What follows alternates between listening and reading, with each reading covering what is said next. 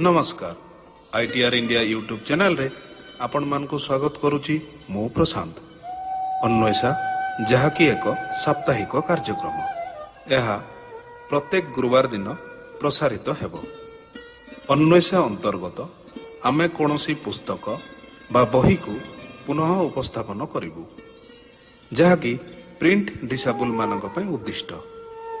तेबे आपण मान को अनुरोध जदि आपण माने आम चैनल टी को सब्सक्राइब करना तेबे सब्सक्राइब कर दियंतु एवं लाइक करंतु शेयर करंतु। धन्यवाद।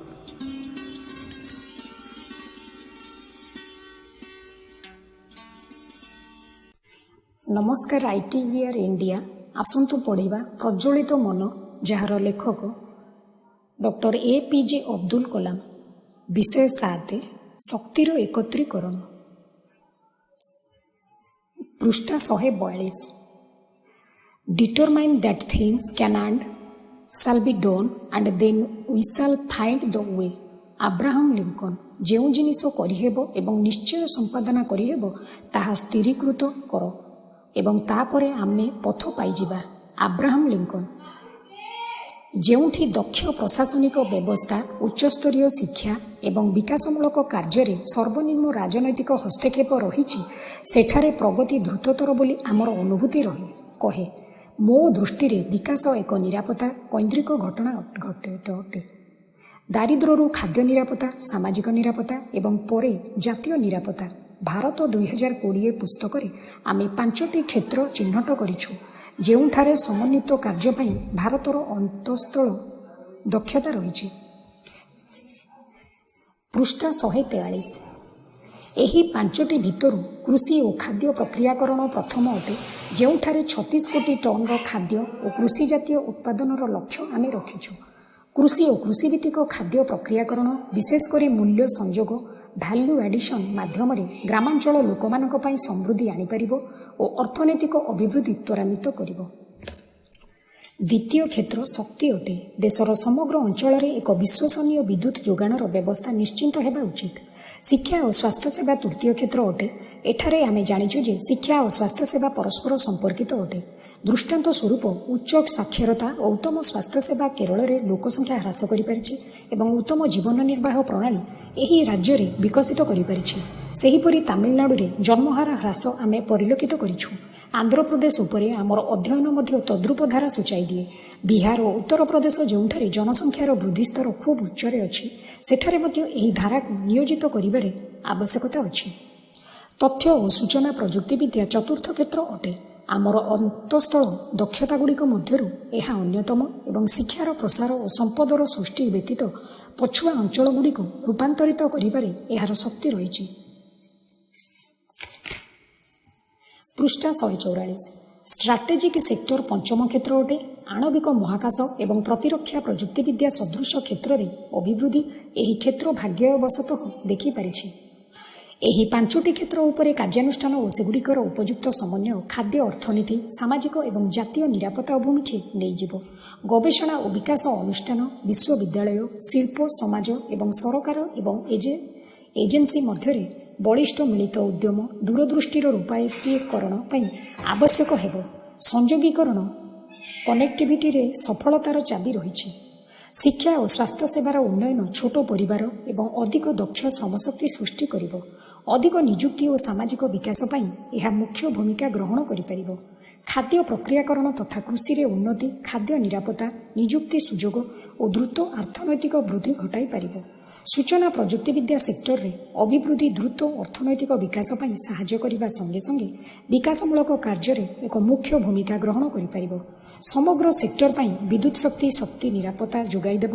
शिल्प अभिवृद्धि धारण और प्रजुक्ति विद्या शक्ति उपरे स्ट्राटेजिक सेक्टर सीधा प्रभाव पकाइब। संतुलित विकास पई 5टी जाक क्षेत्र गुरुत्वपूर्ण अटे। 5टी क्षेत्रर संयोगीकरण प्रभाव सर्वमोट घरोई उत्पन्न द्रव्य जीडीपी रे अभिवृद्धि घटाइब जहाँ वर्तमान 6% रु 100% वृद्धि करिब एवं वर्तमान दारिद्र्य सीमारेखा तले जीवन निर्वाह करुथिबा 30 रु 40 कोटी जनतांकर उन्नति हेब। पृष्ठा 145। टाइफाक टीम मानक सह 3टी क्षेत्र में मु कार्य करिछि कृषि उन्नत शिक्षा और ग्रामांचल जोगाजोग ब्राकेट कनेक्टिविटी एथिरे कार्य करी चीनी पाउंस और यौगिक पदार्थर मिशन क्षेत्र में मो अनुभूति हासिल करिछि। एक प्रख्यात कृषि वैज्ञानिक प्रोफेसर सिन्हा सहित केन्द्र बिहार और पूर्व भारत में कृषि उत्पादिका शक्ति वृद्धि करने को एक प्रकल्प टाइफाक हाथ को नेले। गोटे अंचल 6टी ग्राम और अन्य अंचल 9टी ग्राम 1998 मसीहा खरीफ ऋतु चिन्हट करागला। मृत्तिका विश्लेषण बीज निर्वाचन चाष ऋतु सार मनोनयन एवं कृषक मानकर तालीम को नहीं एक पद्धति परिसर गठन करागला। वैज्ञानिक और कृषक मानक भितर गभीरात्मक सहयोग गहम उत्पादन में बेस अधिक वृद्धि आणिला। हेक्टर पिछा 2.5 टन रु हेक्टर पिछा 5 टन को वृद्धि कराइला। जेतबेले मु YS राजन एही ग्रामगुड़िक परिदर्शन कलु जोठारे एही पद्धति लागू करा जाइथिला द्रुत फसल अमल संरक्षण सुविधा और मार्केटिंग और बेकिंग पद्धति एवं जंत्रपाति रे उत्सुकता कृषक मानक भितरे आमे देखिबाकू पाइलु। वास्तविक विभिन्न विभागगुड़िक सत्वे एक छोट टीम असुविधा अंचल में आश्चर्य भाव कार्य करिपारिले एवं अल्प व्यय और समय भितर सफलता लाभ करिपारिले। पृष्ठ 146 अन्य एक अनुभूति जहाँ रिच रु REACH bracket relevance and excellence in achieving new heights in education institution मिलिबो।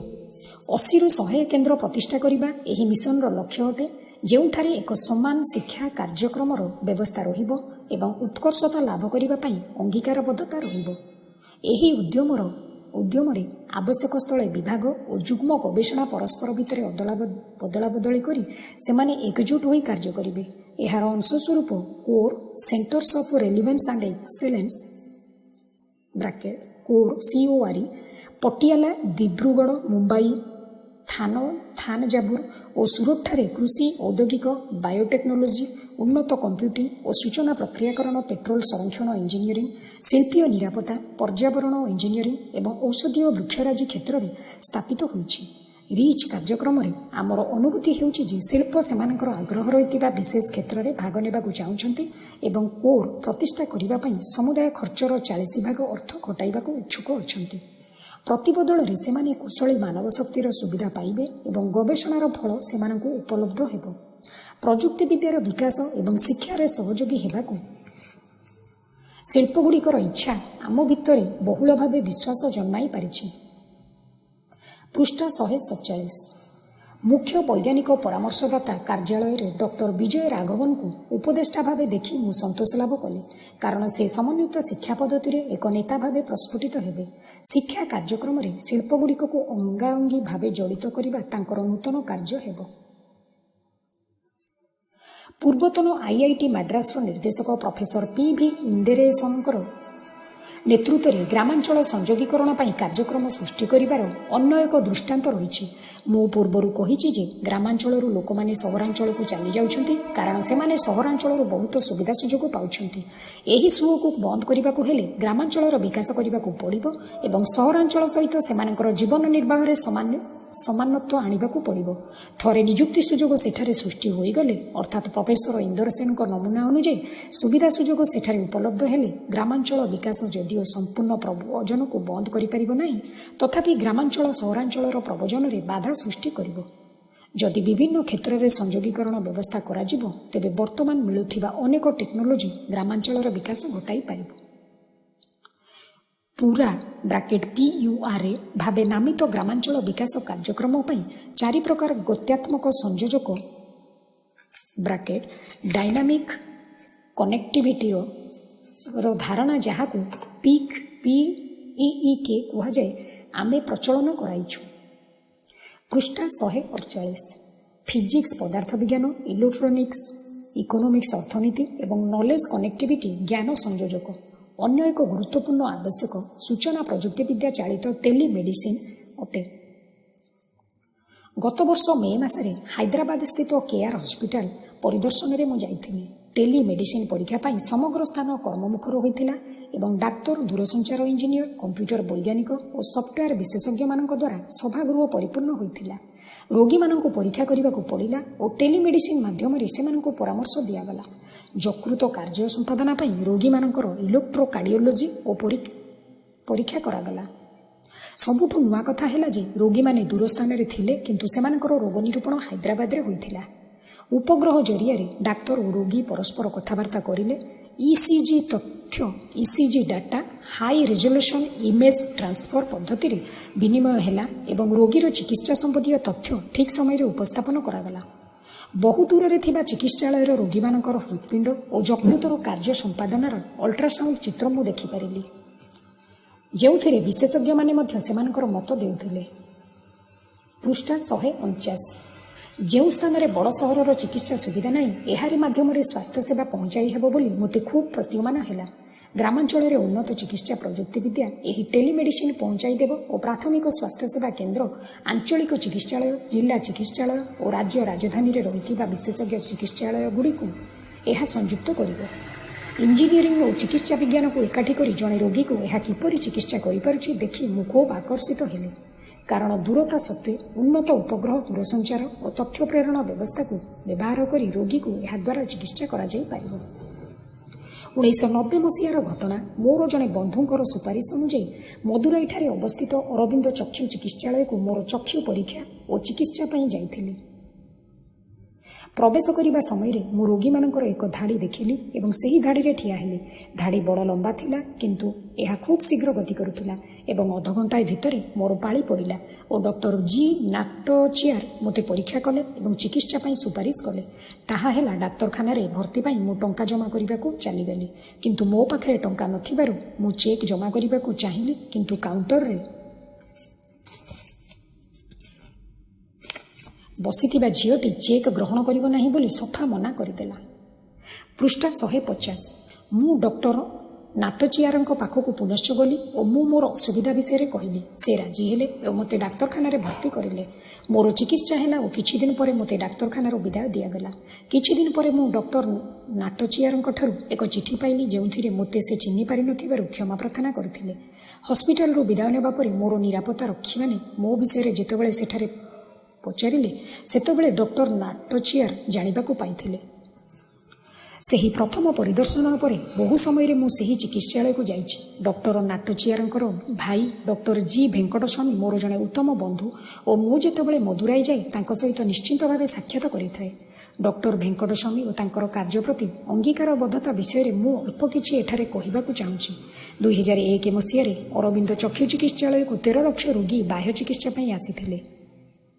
ସେମାନେ 1,90,000 ଅସ୍ତ୍ରୋପଚାର ସମ୍ପାଦନ କରିଥିଲେ ଓ 1500 ଚକ୍ଷୁ ପରୀକ୍ଷା ଶିବିର ଆଇ ସ୍କ୍ରିନିଂ କ୍ୟାମ୍ପସ୍ ଅନୁଷ୍ଠିତ କରାଇଥିଲେ। ବିଶ୍ୱ ସ୍ୱାସ୍ଥ୍ୟ ସଂଗଠନ WHOରୁ ଡକ୍ଟର ଭେଙ୍କଟସ୍ୱାମୀ ନିଜର କଠିନ ପରିଶ୍ରମ ଯୋଗୁଁ ସ୍ୱୀକୃତି ଲାଭ କରିଥିଲେ। ହାର୍ଭାର୍ଡ ଓ ଜୋହନ୍ ହୋପକିନ୍ସ ଅନ୍ତର୍ଭୁକ୍ତ ଅନେକ ବିଖ୍ୟାତ ବିଶ୍ୱବିଦ୍ୟାଳୟର ଛାତ୍ରଛାତ୍ରୀମାନଙ୍କୁ ଏହି ଚିକିତ୍ସାଳୟ ତାଲିମ ଯୋଗାଇ ଦିଏ। ପୃଷ୍ଠା 151। ଡକ୍ଟର ଭେଙ୍କଟସ୍ୱାମୀ ଏକ ଚମତ୍କାର ସର୍ଜନ ହୋଇଛନ୍ତି। ସେ ଯେଉଁ ଅବସ୍ଥାରେ ଅଛନ୍ତି ତାହା ଅନ୍ୟମାନଙ୍କ ପାଇଁ ନିଶ୍ଚିତ ଭାବେ ପ୍ରତିବନ୍ଧ ହୋଇଥାନ୍ତା। ତାଙ୍କର ଆଙ୍ଗୁଳିଗୁଡ଼ାକ ଆଣ୍ଠୁଗଣ୍ଠି ବାତ ଯୋଗୁଁ ମୋଡ଼ି ହୋଇଯାଇଛି। ସେ ଯେତେବେଳେ ଡାକ୍ତରୀ ଛାତ୍ର ଥିଲେ ଏହି ରୋଗ ଦ୍ୱାରା ସେ ଆକ୍ରାନ୍ତ ହୋଇଥିଲେ। ଦିନେ ଆମେ ଏମିତି କଥାବାର୍ତ୍ତା ହେଉଥିବା ସମୟରେ ସେ ନିମ୍ନୋକ୍ତ ଘଟଣାର ଅବତାରଣା କରିଥିଲେ। ଦିଲ୍ଲୀରୁ ଜଣେ ଶିଳ୍ପପତି ଡକ୍ଟର ଭେଙ୍କଟସ୍ୱାମୀଙ୍କ ପାଖକୁ ଆସିଥିଲେ ଏବଂ କହିଲେ, ମୁଁ ଗୋଟିଏ ଚିକିତ୍ସାଳୟ ନିର୍ମାଣ କରିବାକୁ ଚାହେଁ ଏବଂ ଆପଣଙ୍କ ଚିକିତ୍ସାଳୟ ଦେଖି ମୁଁ ବିଶେଷ ଭାବେ ପ୍ରଭାବିତ ଅଟେ। ଆପଣ ଦିଲ୍ଲୀ ଆସି ଗୋଟିଏ ଚିକିତ୍ସାଳୟ ମୋ ପାଇଁ ଆରମ୍ଭ କରିପାରିବେ କି? ଡକ୍ଟର ଭେଙ୍କଟସ୍ୱାମୀ ତାଙ୍କୁ ପଚାରିଲେ, ଆପଣ ନିର୍ଦ୍ଦିଷ୍ଟ ଭାବରେ କ'ଣ ଚାହୁଁଛନ୍ତି? ଆପଣଙ୍କ ପାଖରେ ଅର୍ଥ ଅଛି। ଦିଲ୍ଲୀରେ ହସ୍ପିଟାଲଟିଏ ପ୍ରତିଷ୍ଠା କରିବା ପାଇଁ ଆପଣଙ୍କୁ ବିଶେଷ କଷ୍ଟ ହେବ ନାହିଁ। ଆପଣ ନିଜେ କାହିଁକି ଏହା କରୁନାହାନ୍ତି? ଶିଳ୍ପପତି କହିଲେ, ନା, ଅରବିନ୍ଦ ସଂସ୍କୃତିରେ ମୁଁ ଏକ ଚିକିତ୍ସାଳୟ ଚାହେଁ। ଲୋକମାନେ ଏଠାରେ ସୌହାର୍ଦ୍ଦ୍ୟପୂର୍ଣ୍ଣ ଅଟନ୍ତି। ଟଙ୍କା ଅପେକ୍ଷା ସେମାନେ ଲୋକଙ୍କୁ ବେଶୀ ସମ୍ମାନ ଦିଅନ୍ତି। ଏହି ସ୍ଥାନରୁ ସେମାନଙ୍କ ପାଇଁ କୃପା ନିର୍ଝରିତ ହେବା ଭଳି ଲାଗୁଅଛି।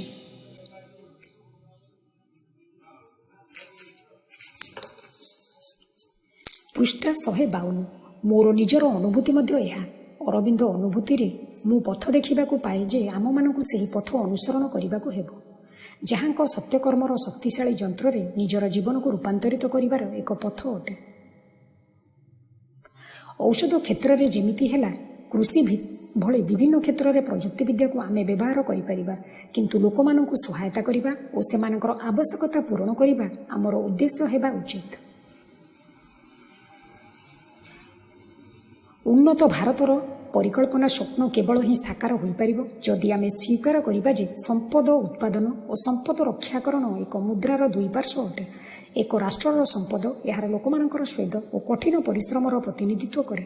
ପ୍ରଖ୍ୟାତ ତାମିଲ କବି ଆଣ୍ଡଲ, ଯିଏ ତ୍ରୟୋଦଶତମ ବୈଷ୍ଣବୀୟ ଆଲୱାରମାନଙ୍କ ମଧ୍ୟରୁ ଅନ୍ୟତମ, ସେ ତାଙ୍କର ରଚିତ ତିରୁପ୍ପାବାଇରେ ଈଶ୍ୱରଙ୍କଠାରେ ଆଶୀର୍ବାଦ ମାଗିଛନ୍ତି ସ୍ଥାୟୀ ସମ୍ପଦ ଦେଶକୁ ଦେବା ପାଇଁ।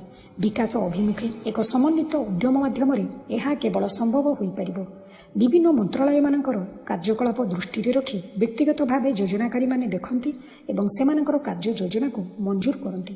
ସୁତରାଂ ଏହି ପ୍ରସ୍ତାବଗୁଡ଼ିକକୁ ଯଦି ପୃଥକ ଭାବେ ଦେଖା ନଯିବ କିନ୍ତୁ ବହୁ ବ୍ୟବହାର ଯୋଜନା ଭାବେ ଯଦି ଦେଖା ହେବ, ସେଥିରୁ ନିର୍ଗତ ସୁବିଧା ବହୁଗୁଣିତ ହେବ।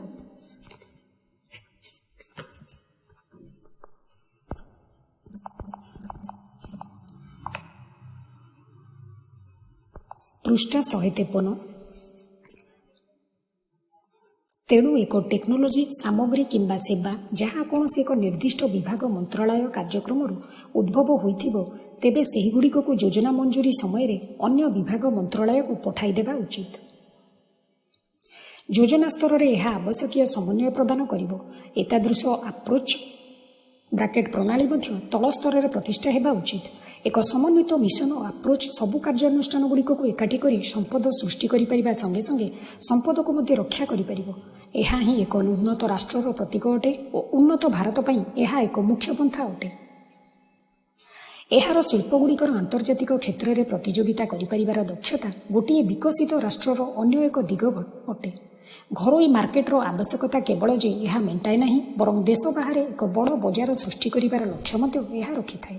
ତେଣୁ ସର୍ବମୋଟ ଘରୋଇ ଉତ୍ପନ୍ନ ଦ୍ରବ୍ୟ GDP ପ୍ରତି ଏହାର ଅବଦାନ ଖୁବ୍ ବେଶୀ। ନିଜର ବିକାଶରେ ଭାରତ ପାଇଁ ଏହା ଆବଶ୍ୟକୀୟ ଅଟେ। ଭାରତୀୟ ଶିଳ୍ପ ପ୍ରତିଯୋଗିତା ସମ୍ପନ୍ନ ଓ ନୂତନ ରୀତି ପ୍ରବର୍ତ୍ତନକ୍ଷମ ହେବା ଉଚିତ, ଯଦ୍ୱାରା ଆମେ ଆମର ବହୁରାଷ୍ଟ୍ରୀୟ କମ୍ପାନୀ ସୃଷ୍ଟି କରିପାରିବା। ପୃଷ୍ଠା 154। ସାର୍ବଜନୀନ ସାକ୍ଷରତା ଏବଂ ସମସ୍ତଙ୍କ ପାଇଁ ଶିକ୍ଷା ଗୋଟିଏ ରାଷ୍ଟ୍ର ବାସ୍ତବରେ ଉନ୍ନତ ହେବା ପାଇଁ ଅନ୍ୟ ପକ୍ଷରେ ଏହି ଦୁଇଟି ମୌଳିକ ଆବଶ୍ୟକତା ଅଟେ। ବିଭିନ୍ନ କ୍ଷେତ୍ରରେ ଉତ୍କର୍ଷତା ଲାଭ କରିବାରେ ଶିକ୍ଷା ସୃଷ୍ଟି କରିବ ବିରାଟ ମାନବ ସମ୍ବଳ ଭିତ୍ତି, ଯାହା ଯେକୌଣସି ରାଷ୍ଟ୍ର ପାଇଁ ଏକ ଅମୂଲ୍ୟ ସମ୍ବଳ ହୋଇଥାଏ। ବର୍ତ୍ତମାନ ଶିକ୍ଷା ପଦ୍ଧତିରେ ଅତି ଅସମଞ୍ଜସତା ରହିଛି। ଅନେକ ଉଚ୍ଚଶିକ୍ଷା ପାଇଁ ଆଶା କରୁଥିବା ସମୟରେ ଉତ୍ତମ ମାନର ଶିକ୍ଷାନୁଷ୍ଠାନ ନାହିଁ। ଉଚ୍ଚମାନର ମାନବ ଶକ୍ତି ଚାହିଦା ଓ ଯୋଗାଣ କ୍ଷେତ୍ରରେ ଏହା ଅସମଞ୍ଜସତା ସୃଷ୍ଟି କରେ ଏବଂ ସୂଚନା ପ୍ରଯୁକ୍ତିବିଦ୍ୟା, ଜୈବ ପ୍ରଯୁକ୍ତିବିଦ୍ୟା, ପରିବେଶ ଇଞ୍ଜିନିୟରିଂ ଏବଂ ନିର୍ମାଣ ପ୍ରଯୁକ୍ତିବିଦ୍ୟା ଭଳି ବେଶୀ ଚାହିଦା ଥିବା କ୍ଷେତ୍ରରେ ଏହା ପରିଲକ୍ଷିତ ହେଉଛି। ଅର୍ଥନୈତିକ ଉଦାରୀକରଣ ବର୍ତ୍ତମାନ ଯେପରି ଘଟୁଛି, ଆଗାମୀ ବର୍ଷମାନଙ୍କରେ ଏଭଳି ଚାହିଦା ବେଶୀ ସୃଷ୍ଟି ହେବ। ଅଧିକନ୍ତୁ ଶିଳ୍ପ ଓ ସମାଜ ପାଇଁ ଉଚ୍ଚଶିକ୍ଷାକୁ ଅଧିକ ପ୍ରାସଙ୍ଗିକ କରିବାକୁ ପଡ଼ିବ, ଯାହା ବର୍ତ୍ତମାନ ଖୁବ୍ ସ୍ୱଳ୍ପ ଅଟେ। ଶିଳ୍ପ ଓ ସମାଜ ପ୍ରୟୋଜନ କରୁଥିବା ବିଶେଷ ଧରଣର ପାଠ୍ୟକ୍ରମକୁ ଦୃଷ୍ଟିରେ ରଖି ଶିକ୍ଷାନୁଷ୍ଠାନ ପ୍ରତିଷ୍ଠା କରିବା ଉଚିତ। ଯେଉଁ କେତେକ ଶିକ୍ଷାନୁଷ୍ଠାନ ଏଥିରେ ଉତ୍କର୍ଷତା ଲାଭ କରିଛନ୍ତି, ସେମାନେ ନୂତନ ଶିକ୍ଷାନୁଷ୍ଠାନଗୁଡ଼ିକକୁ ସେମାନଙ୍କର ପ୍ରଣାଳୀ ଯୋଗାଇ ଦେବା ଉଚିତ। ଶେଷରେ ମିଶନ ପଦ୍ଧତି ମାଧ୍ୟମରେ ସମାଧାନ କାର୍ଯ୍ୟକାରୀ କରାଯିବା ଉଚିତ। ମିଶନର ଉଦ୍ଦେଶ୍ୟଗୁଡ଼ିକ କେବଳ ମୁଖ୍ୟ ହେବା ଉଚିତ ଏବଂ ଅନ୍ୟଗୁଡ଼ିକ ଗୌଣ ହେବା ଉଚିତ। ପୃଷ୍ଠା 155। ଆଶାନୁରୂପକ ସ୍ତର ପର୍ଯ୍ୟନ୍ତ ବିକାଶ କରିବାକୁ ହେଲେ ଶିଳ୍ପଗୁଡ଼ିକ ଆଗୁଆ ଫରୱାର୍ଡ ଏବଂ ପଛୁଆ ବ୍ୟାକୱାର୍ଡର ସଂଯୋଗୀକରଣ ଲିଙ୍କେଜ ଗୁରୁତ୍ୱକୁ ସ୍ୱୀକାର କରିବାକୁ ପଡ଼ିବ। ଚିନ୍ତା ଉତ୍ସ, ଥିଙ୍କ ଟ୍ୟାଙ୍କ, ବୈଷୟିକ ପରାମର୍ଶ ସେବା ଓ ଏଭଳି କାର୍ଯ୍ୟରେ ଲିପ୍ତ ଥିବା ଅନ୍ୟ ଅନୁଷ୍ଠାନଗୁଡ଼ିକ ଓ ଗ୍ରାହକମାନଙ୍କ ଭଳି ସଂଯୋଗକାରୀ ଅନୁଷ୍ଠାନଗୁଡ଼ିକକୁ ନେଇ ଆଗୁଆ ସଂଯୋଗୀକରଣ ଫରୱାର୍ଡ ଲିଙ୍କେଜ ଗଠିତ ହୁଏ। ଅନ୍ୟପକ୍ଷରେ ବିଶେଷ କରି ବିଶ୍ୱବିଦ୍ୟାଳୟ, R&D ଗବେଷଣାଗାର ଓ ପ୍ରଯୁକ୍ତିବିଦ୍ୟା ପ୍ରଦାନକାରୀ ଅନୁଷ୍ଠାନଗୁଡ଼ିକ ପଛୁଆ ସଂଯୋଗୀକରଣ ବ୍ୟାକୱାର୍ଡ ଲିଙ୍କେଜ ଗଠନ କରନ୍ତି। ଉଚ୍ଚଶିକ୍ଷାରେ ପୁଞ୍ଜି ବିନିଯୋଗ ଏହି ପଛୁଆ ସଂଯୋଗୀକରଣ ଗଠନ କରିବାରେ ଗୁରୁତ୍ୱପୂର୍ଣ୍ଣ ଅଟେ, ଯାହା ଭାରତୀୟ ଶିଳ୍ପ ପାଇଁ ସ୍ପ୍ରିଙ୍ଗ ବୋର୍ଡ ଭାବେ କାର୍ଯ୍ୟ କରି ଆନ୍ତର୍ଜାତିକ ଖେଳାଳି ଭାବେ ନିଜକୁ ଗଢ଼ି ତୋଳିବ। ଅଧିକ 20ଟି IIT ଓ ଚିକିତ୍ସା ଶିକ୍ଷାନୁଷ୍ଠାନ ଦେଶରେ ପ୍ରତିଷ୍ଠା କରିବାର ନିଷ୍ପତ୍ତି ନେବା ପାଇଁ ଡେରି କରିବା ଉଚିତ ନୁହେଁ। ଭାରତୀୟ କିମ୍ବା ବିଦେଶୀ ଗୋଷ୍ଠୀ ଯିଏ ବି ଏହିଗୁଡ଼ିକକୁ ପ୍ରତିଷ୍ଠା କରୁ, ସେଥିରେ ଯା ଆସେ ନାହିଁ, କିନ୍ତୁ ଉତ୍କର୍ଷତା ହିଁ ବଡ଼ କଥା। ଅକ୍ଟୋବର 15, 2000ରେ ପୋନ୍ ଶିଳ୍ପଗୋଷ୍ଠୀରେ ବନ୍ଧୁମାନଙ୍କ ଦ୍ୱାରା ନିର୍ମିତ ମୋ ପାଇଁ ଏକ ୱେବସାଇଟ୍ ଇନଫୋସିସ୍ର ଅଧ୍ୟକ୍ଷ NR ନାରାୟଣ ମୂର୍ତ୍ତିଙ୍କ ଦ୍ୱାରା ଉନ୍ମୋଚିତ କରାଗଲା। ସେହି ଉତ୍ସବରେ IISର ପ୍ରଫେସର ବାଲକ୍ରିଷ୍ଣନ ମଧ୍ୟ ଉପସ୍ଥିତ ଥିଲେ। ପୃଷ୍ଠା 156। କେତେକ ବନ୍ଧୁ ମୋତେ କହିଲେ ୱେବସାଇଟ୍ରେ କିଛି ପ୍ରଶ୍ନ ଉତ୍ଥାପିତ କରିବାକୁ। ମୋର 3ଟି ପ୍ରଶ୍ନ ଥିଲା। ପ୍ରଥମତଃ, ଭାରତ ଅର୍ଦ୍ଧ ଶତାବ୍ଦୀ ଧରି ଏକ ବିକାଶଶୀଳ ରାଷ୍ଟ୍ର, ଡେଭଲପିଂ କଣ୍ଟ୍ରି ଭାବେ ରହିଆସିଛି। ତୁମେ ବାଳକ ଓ ବାଳିକାମାନେ କିପରି ଏହାକୁ ବିକଶିତ ଭାରତରେ ପରିଣତ କରିପାରିବ? ଦ୍ୱିତୀୟ ପ୍ରଶ୍ନ ଥିଲା, ମୁଁ କେବେ ଭାରତ ପାଇଁ ଗୋଟିଏ ଗୀତ ଗାଇପାରିବି? ତୃତୀୟ ପ୍ରଶ୍ନ ଥିଲା, ଅନେକ କ୍ଷେତ୍ରରେ ଆମର ଦକ୍ଷତା ରହିଥିଲେ ମଧ୍ୟ ଆମେ କାହିଁକି ଯେକୌଣସି ବିଦେଶୀ ଜିନିଷକୁ ଭଲ ପାଇଥାଉ, କିନ୍ତୁ ଅନ୍ୟପକ୍ଷରେ ଅନ୍ୟ ରାଷ୍ଟ୍ରଗୁଡ଼ିକ ସେମାନଙ୍କର ସଫଳତାକୁ ଉତ୍ସାହ ସହ ପାଳନ କରନ୍ତି? ମୁଁ ସେଥିରେ ଦର୍ଶାଇଥିଲି ଯେ ଏହି ପ୍ରଶ୍ନଗୁଡ଼ିକର ଉତ୍ତର କେବଳ 20 ବର୍ଷ ବୟସରୁ କମ୍ ଯୁବ ସମ୍ପ୍ରଦାୟଙ୍କ ପାଖରୁ ଆସିବା ଉଚିତ। ଦେଶ ଓ ବିଦେଶରୁ 100ରୁ ଅଧିକ ଉତ୍ତର ଓ ପରାମର୍ଶ ମିଳିଲା। ଏହା ଭିତରୁ 5ଟି ଉତ୍ତର ଏଠାରେ ପ୍ରାସଙ୍ଗିକ ଅଟେ। ଜଣେ ତରୁଣ ଚଣ୍ଡିଗଡ଼ରୁ ଉତ୍ତର ଦେଇଥିଲେ, ମୁଁ ଜଣେ ଶିକ୍ଷକ ହେବି ଇଞ୍ଜିନିୟର ପ୍ରଫେସର ହେବା ଅପେକ୍ଷା, କାରଣ ମୁଁ ପଢ଼ାଇବାକୁ ଭଲ ପାଏ ଏବଂ ଉପଭୋଗ କରେ ଏବଂ ମୁଁ ବିଶ୍ୱାସ କରେ ଯେ ରାଷ୍ଟ୍ରର ସେବା କରିବା ନିମନ୍ତେ ଅନେକ ମାର୍ଗ ଭିତରୁ ଗୋଟିଏ ମାର୍ଗ ସବୁଠୁ ଉତ୍ତମ, ତାହା ହେଲା ଅଧ୍ୟାପକ ଓ ସୈନିକ। ପଣ୍ଡିଚେରୀରୁ ଗୋଟିଏ ଝିଅ ଲେଖିଥିଲେ, ଗୋଟିଏ ଫୁଲରେ ମାଳ ତିଆରି ହୋଇପାରେ ନାହିଁ। ମୁଁ ଗୋଟିଏ ଫୁଲମାଳ ପାଇଁ କାର୍ଯ୍ୟ କରିବି ଯାହା ସମଗ୍ର ମନଗୁଡ଼ିକ ଭିତରେ ଐକ୍ୟ ସୃଷ୍ଟି କରିବ, କାରଣ ଏକ ଉନ୍ନତ ରାଷ୍ଟ୍ରରେ ଭାରତକୁ ରୂପାନ୍ତରିତ କରିବାରେ ଏହା ଆବଶ୍ୟକ।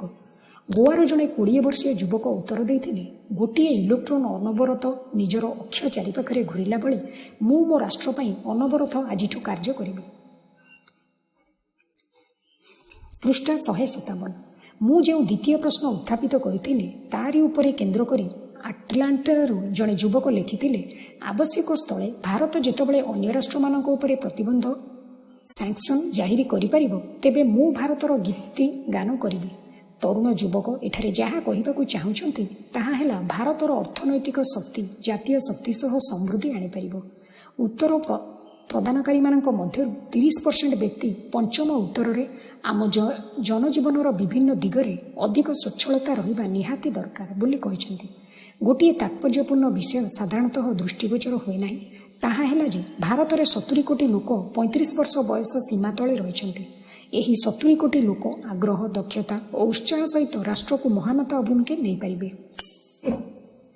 ଯୁବମାନସକୁ କିପରି ଜଣେ ପ୍ରଜ୍ୱଳିତ କରିପାରିବ? ରାଷ୍ଟ୍ର ନିର୍ମାଣ କାର୍ଯ୍ୟରେ ଯୁବ ସମାଜକୁ କିଏ ଆକର୍ଷଣ କରିପାରିବ ଓ ସେମାନଙ୍କୁ ସେଥିରୁ କିଏ ଜଡ଼ିତ କରିପାରିବ? ନୂତନ ଶକ୍ତି ସହ ଏକ ଐକ୍ୟ ରୂପରେଖ ଯୁବଶକ୍ତିକୁ କାର୍ଯ୍ୟରେ ଲଗାଇ ପାରିବ।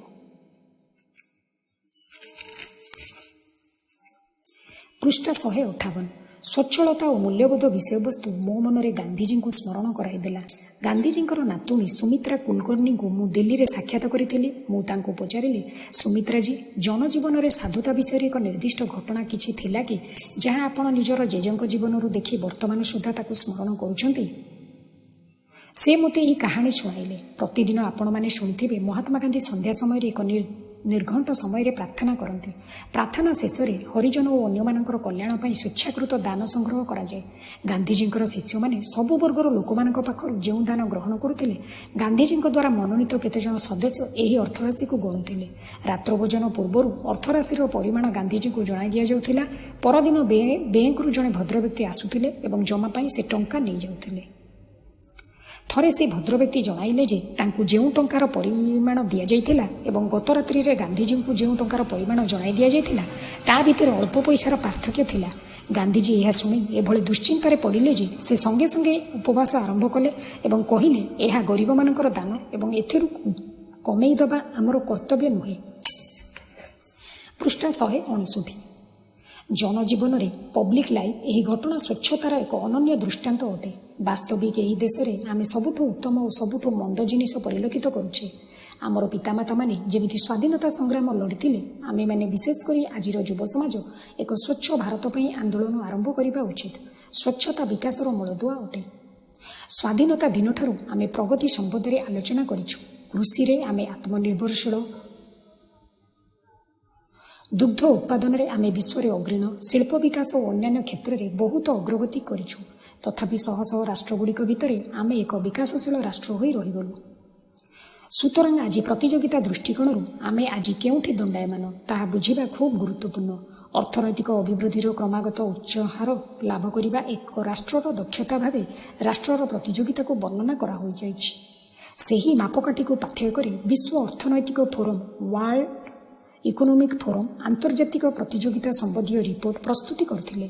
ଉକ୍ତ ରିପୋର୍ଟ ଅନୁଯାୟୀ ସିଙ୍ଗାପୁର ପ୍ରଥମ, ୟୁଏସ୍ଏ ଦ୍ୱିତୀୟ, ହଂକଂ ତୃତୀୟ, ତାଇୱାନ ଚତୁର୍ଥ, କାନାଡା ପଞ୍ଚମ, ୟୁକେ ଅଷ୍ଟମ, ଫ୍ରାନ୍ସ 23ତମ, ଜର୍ମାନୀ 25ତମ ଏବଂ ଭାରତ 59ତମ ରାଷ୍ଟ୍ର ଅଟେ। ପୃଷ୍ଠା 160। ବିଶ୍ୱ ପ୍ରତିଯୋଗିତାକୁ କ'ଣ ସ୍ଥିରୀକୃତ କରେ? ଶିଳ୍ପର ପ୍ରଗତି, ଉନ୍ନତ ପ୍ରଯୁକ୍ତିବିଦ୍ୟାର ବ୍ୟବହାର ଓ ସରକାରୀ ଅନିୟନ୍ତ୍ରଣର ସମ୍ମିଶ୍ରଣ ଏହା ଅଟେ।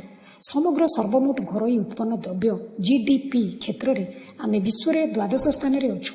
ସର୍ବମୋଟ ଘରୋଇ ଉତ୍ପନ୍ନ ଦ୍ରବ୍ୟର ମୁଣ୍ଡପିଛା ଆୟ କ୍ଷେତ୍ରରେ ଆମେ 57 ସ୍ଥାନରେ ରହିଛୁ। ଏହି ସ୍ଥିତି ଆମ ପାଇଁ ଗ୍ରହଣୀୟ କି? ବିଶେଷ ଭାବେ ଯୁବ ସମାଜ ପାଇଁ? ମୁଁ ବିଶ୍ୱାସ କରେ GDP କ୍ଷେତ୍ରରେ ଏବଂ ପ୍ରତିଯୋଗିତା କ୍ଷେତ୍ରରେ ଆମେ ଚତୁର୍ଥ କିମ୍ବା ପଞ୍ଚମ ସ୍ଥାନରେ ପହଞ୍ଚିବା ପାଇଁ କାର୍ଯ୍ୟ କରିବା ଉଚିତ। 2020 ମସିହା ଆମର ଲକ୍ଷ୍ୟ ହେବା ଉଚିତ ଏବଂ ତାପରେ ଆମେ ଉଚ୍ଚତର ସ୍ଥାନ ପାଇଁ ଲକ୍ଷ୍ୟ ରଖିବା ଉଚିତ। ଆମେ କେତେକ ଷ୍ଟ୍ରାଟେଜିଜ୍ ଓ ପଦ୍ଧତି ଆଲୋଚନା କରିଛୁ ଯାହା ସେହି ମର୍ଯ୍ୟାଦା ହାସଲ କରିବା ପାଇଁ ଆମକୁ ସାହାଯ୍ୟ କରିବ। ମୁଁ ପୁନଶ୍ଚ ଦୋହରାଇଛି ଯେ ଗୋଟିଏ ଜ୍ଞାନଗର୍ଭକ ସମାଜ ଏତାଦୃଶ ପରିକଳ୍ପନାର ମୂଳଦୁଆ ହେବ। ମୁଁ ଆନନ୍ଦିତ ଯେ ଯୋଜନା କମିଶନ ଏକ ପଥଚିତ୍ର ଆମ ପାଇଁ ଆଙ୍କିଛନ୍ତି ଯାହା ଏଭଳି ସମାଜ ସୃଷ୍ଟି କରିବାରେ ସାହାଯ୍ୟ କରିବ। ଆମେ କେଉଁଠୁ ଆରମ୍ଭ କରିବା? ଅନେକ ନୂତନ ରାଜ୍ୟ ନିକଟରେ ଗଠିତ ହୋଇଛି ଏବଂ ଆରମ୍ଭ କରିବା ପାଇଁ ଏଗୁଡ଼ିକ ଉତ୍ତମ ସୁଯୋଗ ଯୋଗାଇ ଦେବେ। ନିଜର ପ୍ରଚୁର ପ୍ରାକୃତିକ ସମ୍ବଳ ସତ୍ତ୍ୱେ ଏହି ରାଜ୍ୟଗୁଡ଼ିକ ଗରିବ ଅଟନ୍ତି। ଏହି ରାଜ୍ୟର ଅଧିବାସୀମାନେ କଠିନ ପରିଶ୍ରମ କରୁଥିଲେ ମଧ୍ୟ ସାରା ରାଜ୍ୟରେ ଦାରିଦ୍ର୍ୟ ଭରି ରହିଛି। ପୃଷ୍ଠା 161। ଆମକୁ ଯେଉଁ ପଥ ଅସୁବିଧାରେ ପକାଇଛି ସେହି ପଥକୁ ଆମେ କାହିଁକି ତ୍ୟାଗ ନ କରିବା ଏବଂ ଏକ ନୂତନ ପଥ ବାଛି ନେଇ ଆମେ କାହିଁକି ଅଗ୍ରସର ନ ହେବା? ପ୍ରଶ୍ନ ନୁହେଁ ଯେ ଆମକୁ କିଏ ଅନୁମତି ଦେବ, କିନ୍ତୁ ପ୍ରଶ୍ନ ଉଠେ ଯେ ଆମକୁ କିଏ ବନ୍ଦ କରିବ।